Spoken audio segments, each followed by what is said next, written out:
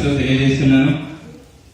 స్వరాజ్యం నా జన్మ హక్కు, దాన్ని నేను సాధించి తీరుతాను అని పలికి స్వాతంత్ర సమరానికి సమర సంఘం పూరించిన బాల గంగాధర్ తిలక్ పుట్టిన ఈ దేశంలో పుట్టినందుకు గర్విస్తూ మై తుమ్సే కూన్ దూంగే, మై తుమ్సే ఆజాదీ దూంగా, స్వరాజ్యం నా జన్మ హక్కు, దాన్ని నేను సాధించి తీరుతాను అని స్వాతంత్ర సమరానికి సమర సంఘం పూరించిన బాల గంగాధర్ తిలక్ పుట్టిన దేశంలో పుట్టినందుకు గౌరవిస్తూ మై తుమ్సే కూన్ దూంగే, మై తుమ్సే ఆజాదీ దూంగే, మీరు నాకు మీ రక్తాన్ని ఇవ్వండి, నేను మీకు మన దేశానికి స్వాతంత్రాన్ని ఇస్తాను అని నల్ల జాతీయుల గుండెల్లో రైలు పరిగెత్తించిన మహా గొప్ప దేశభక్తి నేత సుభాష్ చంద్రబోస్ పుట్టిన ఈ భారతదేశంలో పుట్టినందుకు గర్విస్తున్నాను.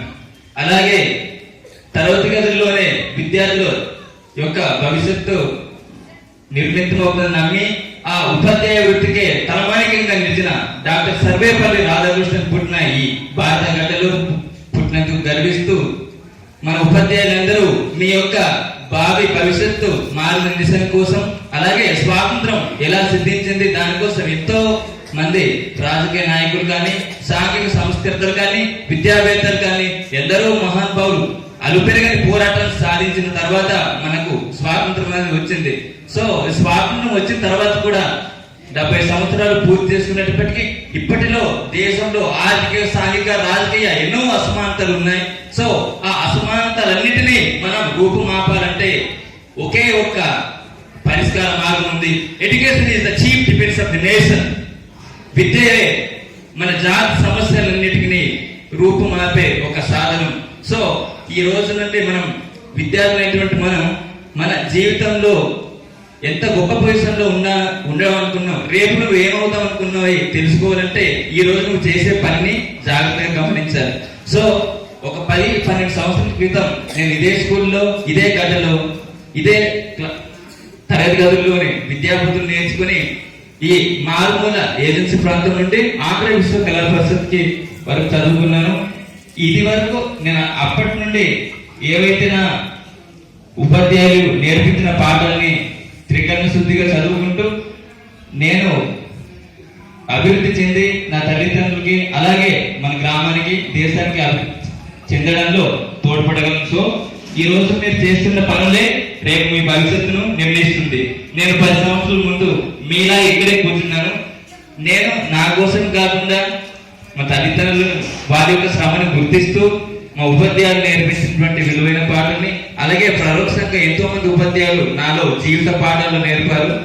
వాళ్ళందరి సలహాలు, సూచనలతో, వాళ్ళందరి ప్రేమతో నాలో ఆత్మవిశ్వాసం కల్పించి ఈరోజు మీ అందరి ముందు నిలబడి మాట్లాడేలా చేశారు. మీ అందరికీ మన ఉపాధ్యాయులందరూ దేశ స్వాతంత్రం ఎలా సిద్ధించింది, అలాగే మీ యొక్క భవిష్యత్తు గురించి ఏమేం చేయాలని చెప్పారు. సో నేను ఒక 3-4 మినిట్స్ మీ గురించి మీరు ఏం చేస్తే బాగుంటుందని చెప్తాను. ఏదైనా ఒక పనిని సాధించాలంటే మీరు ఖచ్చితంగా ఆత్మవిశ్వాసంతో పనిని మీరు మొదలుపెడితే 50% ఆ పని సాధించినట్టే. ప్రపంచం యొక్క చరిత్ర అంటే అత్యంత ఆత్మవిశ్వాసం కలిగిన కొద్ది మంది చరిత్రే అని స్వామి వివేకానంద చెప్పడం జరిగింది.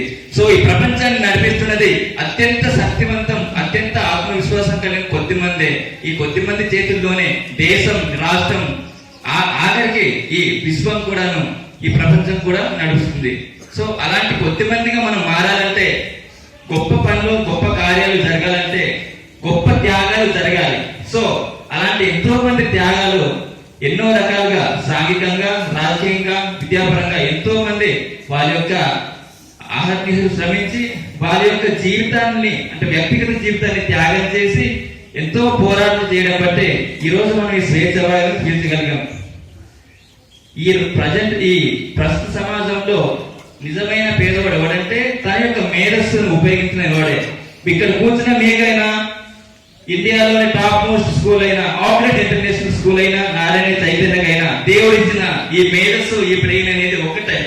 మీకు అక్కడ ఉన్న వాళ్ళకి తేడా లేదు. వాళ్ళ యొక్క వేసుకునే వేషధారణ, దుస్తులు, బూట్లలోనే వ్యత్యాసం ఉండొచ్చు, కానీ మీ యొక్క మేధస్సు వాళ్ళతో ఏ మాత్రం తీసిపోదు.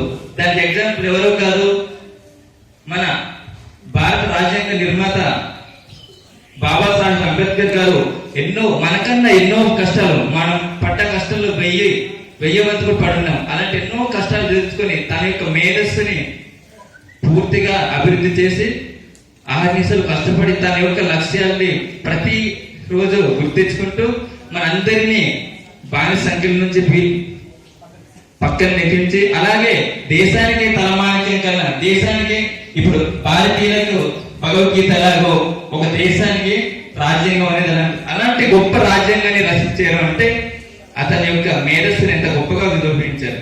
కానీ అగ్రవర్ణాల నుంచి దూరంగా ఒక సామాజికంగా తక్కువ అని చెప్పే పరిస్థితులు పుట్టి అతని యొక్క మేధస్సునే పెట్టుబడిగా పెట్టి మనకి ఈ రోజు ప్రపంచంలోనే ఒక గొప్ప వ్యక్తిగా అత్యంత ఐక్యూ కలిగిన వ్యక్తిగా ప్రపంచంలోని ఒక పెద్ద లైబ్రరీ ఉంది లండన్ లో, అంటే లా బారిస్టర్ సంబంధించి నేషనల్ కాంగ్రెస్ లైబ్రరీ అని ఉంది.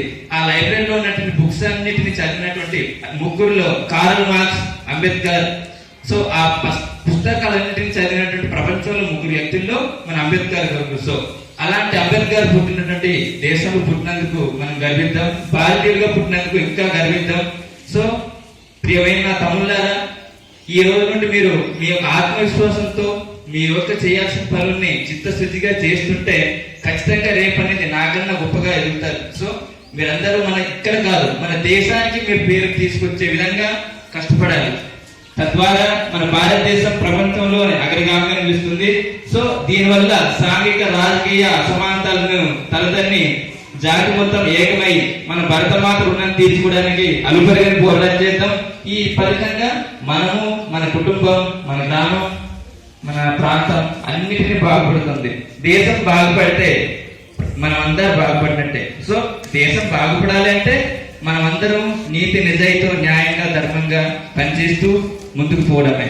So my dear friends, I wish you good luck. Arise, awake and stop not till the goal is reached.